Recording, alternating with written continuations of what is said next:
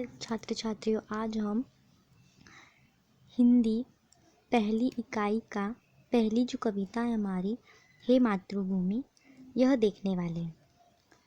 तो देखिए, ये जो कविता है इसके कवि है राम प्रसाद बिस्मिल। तो ये जो कविता है ये लिखी है राम प्रसाद बिस्मिल जी ने।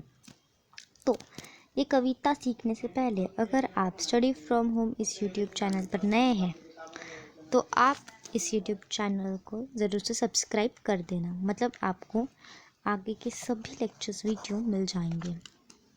अब देखिए, पहले हम राम प्रसाद बिस्मिल जी का परिचय देखेंगे। तो उनका जन्म 1896 में शाहजहाँपुर में हुआ था, जो कि अभी उत्तर प्रदेश में है। मृत्यु उनका 1927 में गोरखपुर में हुआ था, जो कि अभी उत्तर प्रदेश में ही हुआ था उनका मृत्यु। परिचय देखते हैं उनका। राम प्रसाद बिस्मिल भारत के महान स्वतंत्रता सेनानी ही नहीं बल्कि उच्च कोटि के कवि, अनुवादक, बहुभाषाविद व साहित्यकार भी थे। अपने देश की आज़ादी के लिए अपने प्राणों की आहुति दे दी। सरफरोशी की तमन्ना आपकी प्रसिद्ध रचना है। बिस्मिल उपनाम के अतिरिक्त आपको क्या क्या बोला जाता है, राम और अज्ञात के नाम से भी लेख व कविताएं लिखते हैं। तो उनकी प्रमुख कृतियाँ हैं मन की लहर और आत्मकथा आदि। अब पद्य संबंधी देखते हैं। देखिए दोस्तों, आपको ये ध्यान में रखना है कि यदि आप कौन सा पाठ पढ़ रहे हैं ना, अगला पाठ हमारा जैसे वारिस कौन है, तो अभी ये कविता है, तो कविता को हिंदी में पद्य बोलते हैं और पाठ को गद्य बोलते हैं, ठीक है ना। तो पद्य संबंधी देखेंगे।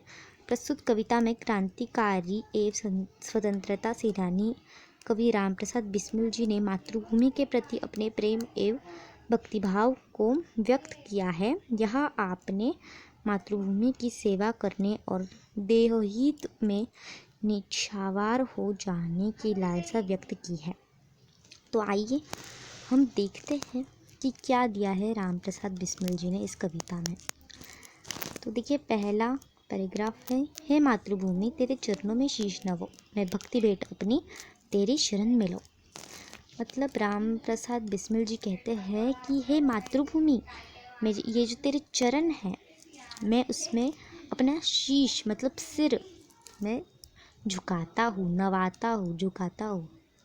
मैं भक्ति भेंट अपनी तेरे शरण में लो, मैं तेरे भेंट में जाऊँ, तेरे शरण में मैं आना चाहता हूँ, ऐसा राम प्रसाद बिस्मिल जी कहते हैं। माथे पे तू हो चंदन, छाती पे तू हो माला, जिहवा पे गीत तू हो मेरा, तेरा ही नाम गाओ।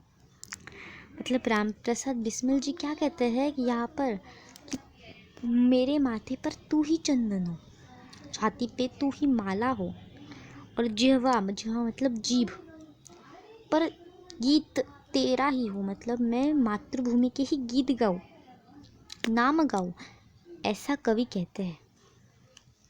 जिससे सपूत उपजे श्री राम कृष्ण जैसे, उस धूल को मैं तेरी निज शीश पे चढ़ाऊं।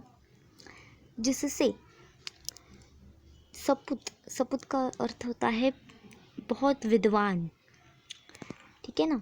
तो जिससे सपूत उपजे श्री राम कृष्ण जैसे, ये तेरे कारण ही राम कृष्ण जैसे सपूत उपजे है, ऐसा कवि मातृभूमि को कहते हैं। और वो कहते हैं उस धूल को, उस मिट्टी को मैं तेरी शीश में सिर पर चढ़ाता हूँ।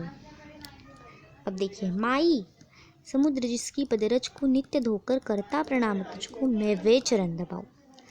मतलब जो समुद्र है जिसका पदरज को नित्य धोकर, समुद्र क्या करता है, हमारी जो मातृभूमि है उसके पदरज को क्या करता है, धोता रहता है, तो तुझको प्रणाम करता है, ऐसा कवि राम प्रसाद बिस्मिल जी कहते हैं। तो मैं वो चरण दबाना चाहता हूँ, यह क्या कह रहे हैं, राम प्रसाद बिस्मिल जी कह रहे हैं।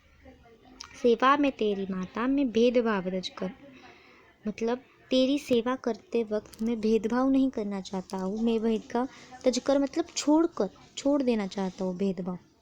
वह पुण्य नाम तेरा प्रतिदिन सुनूं सुनाओ, मतलब ये जो तुम्हारा पुण्य नाम है वो मैं खुद भी सुनूं और दूसरों को भी सुनाऊँ। तेरे ही काम आऊँ, तेरा ही मंत्र गाऊँ। मैं तुम्हारे ही काम आना चाहिए और मैं तुम्हारा मंत्र ही गाना चाहिए। मन और देह तुम पर बलिदान मैं जाऊँ।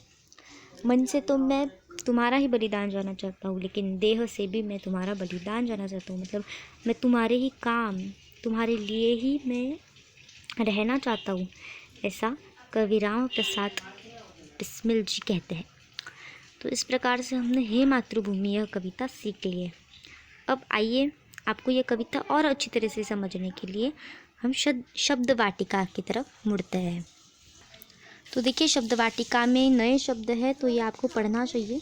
पहला है नवाना मतलब झुकाना, शीश मतलब सिर, जिह्वा मतलब जीभ, रज मतलब दूर, बलिदान मतलब प्राणाहुति या फिर निशावर, देह मतलब शरीर। तो इस तरह से हमने हे मातृभूमि यह कविता पढ़ ली है। धन्यवाद।